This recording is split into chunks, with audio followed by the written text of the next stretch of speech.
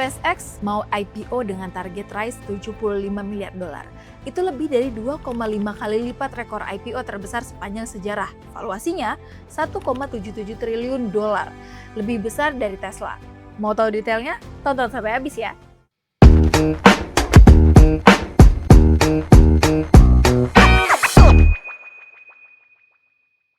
Halo semuanya, balik lagi sama aku Korinda dan di sini kita ditemenin ngobrol sama Joe. Kita akan ngomongin soal IPO SpaceX. Nah, Joe, IPO SpaceX ini kan sebenarnya topik yang udah rame banget ya di mana-mana. Iya, jadi soal ini kan bukan IPO biasa ya, karena bisa dibilang IPO SpaceX ini tuh jadi momen yang mengubah industri pasar saham global ke depannya. Jadi dampaknya ini nggak cuma ke SpaceX-nya aja, tapi juga ke seluruh sektor antariksa, bahkan juga ke Tesla. Oke, nah makanya kita bakal ngebahas nih kan detailnya akan kayak gimana, kayak siapa yang diuntungkan, terus juga resikonya apa, dan gimana efeknya ke saham-saham lainnya. Langsung aja deh Jo, ceritain dulu dong struktur IPO-nya tuh kayak gimana sih? Nah oke, jadi SpaceX ini kan bakal listing ya di Nasdaq dengan ticker ya kodenya itu SPCX ya, SPCX tanggal 12 Juni 2026. Yang uniknya harga IPO-nya ini dipasang fix di 135 dolar per sahamnya. Ya karena biasanya kan kalau saham itu IPO mereka kasih range. Nah, tapi ini fix. Nah, jadi buat ngukur ya demand selama roadshow ya range itu. Tapi SpaceX enggak. Yang mereka itu langsung pasang angka setelah ada rangkaian testing the waters meetingsnya. Percaya diri banget ya sebenarnya, langsung fix price. Ya, jadi total saham yang ditawarkan sekitar 555,6 juta lembar Class A shares. Ya, dan underwriter-nya juga punya opsi tambahan 83,33 juta lembar lagi. Jadi total raise-nya itu bisa nyentuh 86 miliar dolar. Dan satu hal penting, ini all primary offering. Jadi 100% dananya itu masuk ke kas perusahaan ya. Jadi bukan buat insider yang mau cash out dari IPO ini. Oke, berarti ini tuh bukan insider selling ya? Berarti semua dananya itu buat perusahaannya langsung? Ya benar, jadi bankernya juga ini banker-banker besar ya line up-nya. Ada Goldman Sachs yang lead ya. Dan juga ada Morgan Stanley, ada Bank of America, ada Citigroup, ada JP Morgan Chase. Dan soal kontrol, Elon Musk itu tetap pegang lebih dari 82% ya voting power lewat dual class shares. Jadi walaupun udah go public, kebutuhan strategisnya itu tetap di tangan Elon. Jadi si investor publik ini bisa beli sahamnya, tapi sebenarnya suaranya tuh nggak terlalu ngaruh banget ke decision makingnya. Ya jadinya nggak terlalu signifikan ya. Ada juga yang namanya program directed share. Jadi ini sampai 5% saham kelas A itu disisihkan buat karyawan tertentu. Bisa buat keluarga, buat teman ya, para eksekutif di perusahaan ini. Dan lucunya peserta Friends dan Family List ini nggak kena lock up loh. Nah, sementara lebih dari 60% outstanding sebelum IPO, termasuk punya Elon itu di lock 366 hari. Insidernya di lock setahun lebih, tapi berarti untuk friends sama family-nya tuh sebenarnya bebas gitu kan ya. Nah, berarti cukup unik dong. Sekarang kalau misalnya semua orang penasaran nih kan, valuasi 1,77 triliun dolar itu sebenarnya wajar atau enggak sih? Nah, kalau kita lihat dari angkanya, sebenarnya di tahun 2025 ya, tahun lalu SpaceX itu catatkan revenue 18,67 miliar dolar dengan market cap 1,77 triliun ya. Jadi price to sales ratio-nya ini jadi sekitar 95 kali. Ya, biasanya ini bisa dibilang high growth companies dan itu diperdagangkan di PS-nya itu sekitar 30 kali. 95 kali, berarti itu jauh banget dari rata-rata gitu kan. Itu tuh sebenarnya masuknya kemahalan dong kalau misalnya dipakai ukuran konvensional. Ya kalau misalnya kita pakai metrik tradisional ya mungkin bisa dibilang ini kemahalan ya.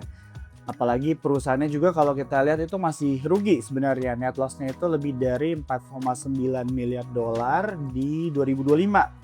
Dan sebagian besar ini memang karena belanja infrastruktur AI-nya ya.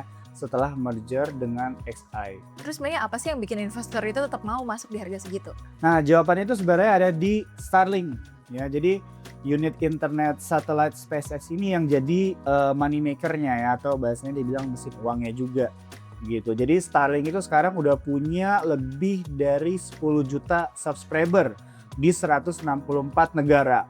Revenue itu sekitar 11,4 miliar dolar, EBITDA-nya itu di angka 7,2 miliar dolar ya, itu tahun lalu. Dan revenue kuartalannya aja udah tembus 3,26 miliar.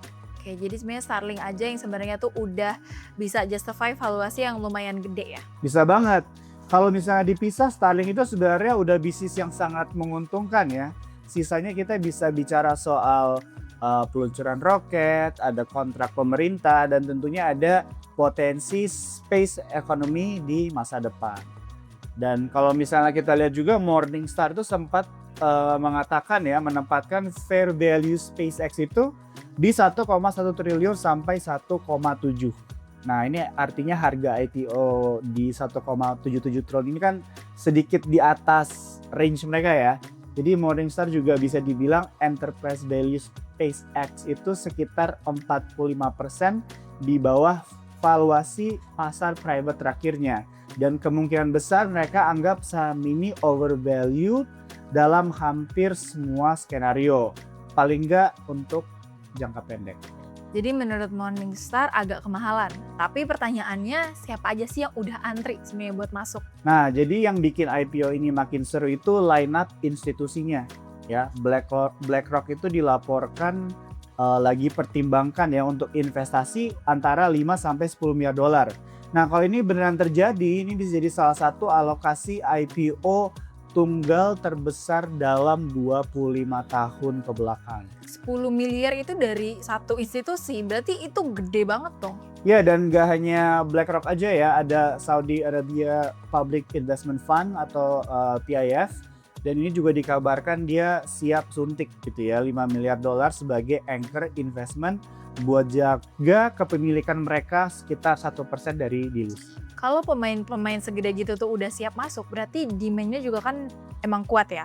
Nah, dari sini tuh yang aku penasaran dampaknya tuh ke saham-saham lain kayak gimana? Karena kan selama ini SpaceX itu belum listed. Banyak juga yang beli saham proxy kan. Ya, jadi kalau misalnya kita ngomongin proxy itu kan yang setara atau turunannya. Nah, ini yang langsung nyambung nih, bisa kita sebagai investor retail. Selama SpaceX belum bisa dibeli ya, banyak investor tuh mulai masuk ke saham-saham proxy buat dapat exposure dari sektor antariksa ini. Dan pergerakannya cukup gila loh. Boleh kasih contoh nggak? Yang paling dramatis itu Virgin Galactic ya, sahamnya itu sempat naik 300% dari bottomnya di tahun ini juga ya, di 2026. Dan itu sempat nyentuh di 8,9 dolar. Tapi ini harus dilihat dengan konteks ya. Jadi SVC itu bisnis wisata antariksa komersial ya. Harga tiketnya itu 750.000 dolar per orang. Sangat beda dengan SpaceX yang revenue itu dari jasa peluncuran, komunikasi satelit, dan juga infrastruktur AI. Tapi kalau dari sisi angka tuh kayak gimana? Ya, kalau dari sisi angka revenue Q1 2026 Virgin Galactic itu cuma 227.000 dolar ya, dengan ada net loss 65 juta dolar per kuartalnya. Dan sahamnya sebenarnya udah turun 99% dalam 5 tahun terakhir. AST Space Mobile, ada ticker ASTS juga ikut naik sekitar 8% dan ini terbawa dari sentimen yang sama. Tapi naiknya kan karena hype aja nggak sih gitu? Begitu si SpaceX ini benar listing, apa yang bakal terjadi sih sama saham-saham ini? Nah, ini sesuatu yang harus kita perhatikan dan waspadai juga ya. Ini adalah pola klasik dari buy the rumor, sell the news. Ya, buktinya dalam 2 sesi menjelang Juni, AST Space Mobile ini turun hampir 21%. Ada juga Procure Space ETF, itu ticker UFO kehilangan hampir 10%. Gitu juga SpaceX resmi listing, modal kemungkinan besar itu bakal pindah ya dari saham proxy langsung ke SpaceX. Jadi efektif positif dari IPO ini bisa juga balik jadi tekanan jual. Oke, berarti yang tadinya naik karena euforia bisa jadi kayak balik turun lagi justru pas eventnya terjadi gitu kan. Oke Jo, jadi satu topik lagi nih yang harus kita angkat. Soal wacana merger SpaceX sama Tesla. Itu serius nggak sih menurut kamu? Nah jadi menurut gue ini bukan gosip doang ya, CNBC sendiri yang laporin bahwa Elon Musk itu udah diskusi dan kemungkinan menggabungkan kedua perusahaan ini. SpaceX itu udah filing S1 divaluasi 1,75 triliun ya. Dan Tesla sekarang itu di 1,6 triliun. Kalau kita ngomongin entitas itu senilai 3,4 triliun dolar. Oke, 3,4 triliun. Itu berarti bakal jadi salah satu yang terbesar di dunia dong? Ya, dan hubungan bisnis mereka sebenarnya udah dalam banget ya. SpaceX ini kan beli Megapack Tesla senilai 690 juta dolar di 2004 dan 2025 buat data center xAI. Dan di April 2026, unit xAI itu beli Megapack lagi 269 juta dolar. SpaceX juga beli Cybertruck 1 juta dolar di 2025 dan Tesla itu investasi 2 miliar dolar di XI awal Januari 2026. Transaksinya sebenarnya udah bolak-balik gitu ya. Jadi secara bisnis tuh emang udah saling terhubung. Banget, dan analis Wedbush dan Ives itu kasih probability merger itu 80 sampai 90% dan target itu akan selesai di Q1 2027 atau di paruh pertama. Tapi pasti ada yang bikin ini nggak semudah itu kan? Iya betul, jadi Musk itu kan pegang 85% voting di SpaceX ya. Tapi di Tesla cuma sekitar 20%. Jadi persetujuan pemegang saham Tesla itu nggak pasti sama sekali. Jadi tetap ada kekhawatiran juga merger itu bisa mendilusi value Tesla pas inisiatif kuncinya lagi mau scale up. Dan secara umum tren pasar itu lebih suka perusahaan yang fokus dibandingkan konglomerat. Si Elon Musk sendiri tuh pernah nggak sih komentar soal ini? Pernah ya, jadi dia itu komentar di X ya di bulan November 2025. Dia bilang perusahaan-perusahaannya itu mulai bergerak ke arah yang sama. Jadi sinyal nih sebenarnya dari dia sendiri emang udah ada. Oke, jadi gimana nih Jo? Kalau diminta disimpulin nih dalam beberapa kalimat, boleh dong? Oke, kalau kesimpulannya bisa dibilang IPO SpaceX ini event yang belum pernah ada sebelumnya ya. Jadi raise 75 miliar, valuasinya 1,77 triliun. Dari sisi fundamental Starlink itu jadi anchornya ya yang kuat. Tapi memang secara valuasi menurut Morningstar itu udah di atas fair value range mereka. Terus saham-saham proksinya ya kayak SPCE dan ASTS itu bisa kena tekanan jual begitu SpaceX resmi listing. Dan wacana merger sama Tesla itu layer tambahan lah yang bisa kita bilang ya, yang bikin cerita ini tentunya akan menjadi lebih kompleks. Pokoknya banyak yang harus dipantau ya. Banyak, dan semuanya itu memang saling terhubung juga. Oke, thank you so much Jo. Nah, buat kalian nih yang nonton, menurut kalian valuasi SpaceX 1,77 triliun itu kemahalan atau justru masih murah? Coba tulis pendapat kamu di kolom komentar ya. Nah, buat kalian juga nih yang tertarik mulai investasi saham global, sekarang ada promo special deposit untuk nasabah baru di XTB. Cek detailnya di link yang ada di deskripsi ya. Jangan lupa juga untuk like, subscribe, dan juga share konten kita ini biar nggak ketinggalan konten-konten seperti ini. Follow juga sosial media XTB Indonesia buat dapetin update analisa pasar dan info promo terbaru. Dan ingat ya, semua konten ini bersifat edukasi, bukan ajakan beli atau jual aset apapun. Selalu riset secara mandiri dulu sebelum ambil keputusan investasi. Sampai ketemu di episode berikut ya. Bye-bye!